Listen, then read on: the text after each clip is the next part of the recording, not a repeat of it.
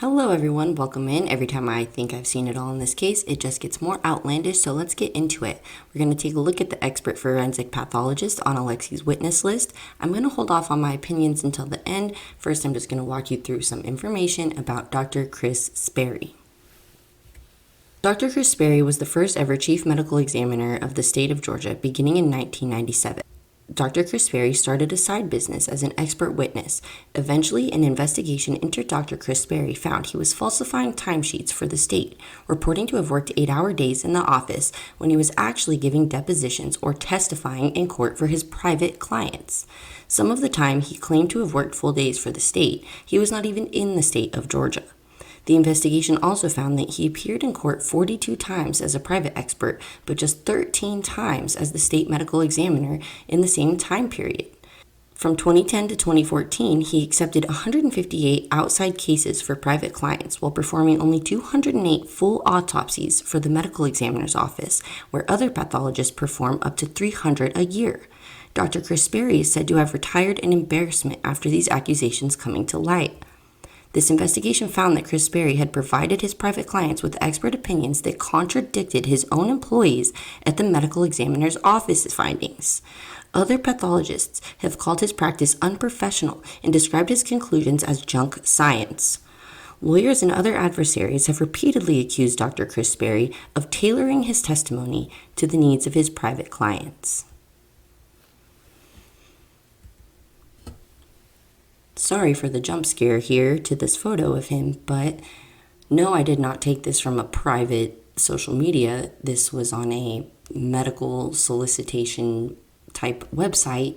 He posted this in soliciting his services. He thought this was a good photo, so I put it here. So here are some of the snippets if you want to pause to read them real quick.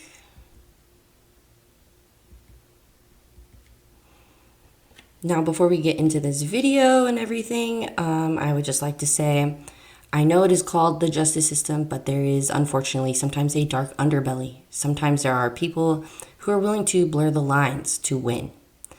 That being said, oftentimes expert witnesses are needed. And when you cannot find a board certified expert willing to make the claims needed for your side, it's typically because the facts are not on your side. With that being said, you can still find someone who's willing to make the facts fit your side. I'm not accusing anyone of doing that, but Dr. Kris Sperry has been accused of doing that.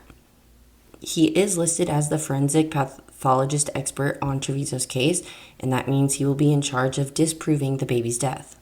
With that being said, I have found footage of him from another death of a child case in which the defendants were charged with 49 counts. They hired him as their expert. They are both doing life in prison, essentially, found guilty on over 90% of their charges, which included various levels of child abuse and murder. So his testimony obviously did not work in this case. I found a clip of him to play for you from his testimony in that trial in which he falls out of his chair. I'm going to show you, if I may finish, Norman. I'm going to show you Defendant's Exhibit 148, if we could have the lights.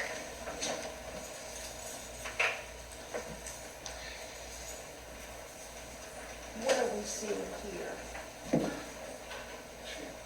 Well, the scalp has been shaven, and there is distinct.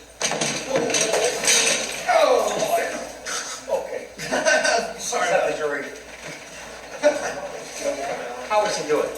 Let's have the jury step out, please. Give me a hand here. Hold on. Hold it. I've got bad back.